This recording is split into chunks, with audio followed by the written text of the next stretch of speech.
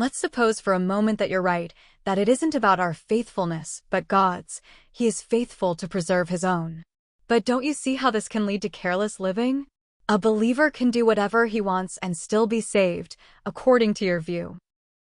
This objection reveals a misunderstanding of how a person is saved. One who is touched by sovereign grace can never remain the same.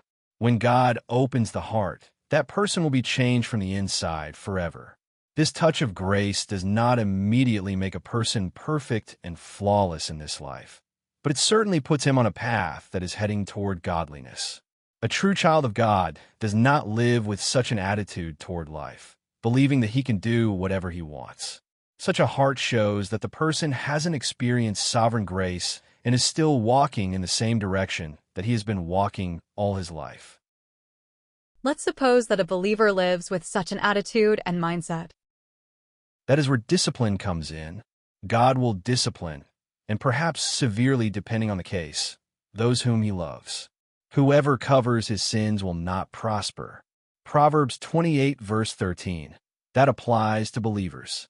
Furthermore, there is a spiritual law that is in motion, and it affects both believers and unbelievers. God is not mocked. For whatever a man sows, that he will also reap. Believers cannot escape the consequences of their actions. See King David. And let's suppose that there is no discipline. A person can live however he wants and still be saved then? If there's no discipline, then that person is not a child of God. He ought to be very afraid. If there are no signs of God's discipline and his conscience does not bother him, then most likely he is on his way to hell. For which father does not discipline the son whom he loves? For which father does not train, teach, and rebuke?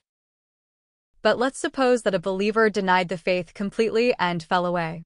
What do you say about that? We'll say what John says. They went out from us, but they were not of us.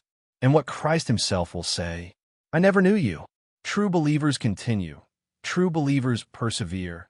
If they had been of us, they would have continued, but they went out that they might be made manifest, that none of them were of us.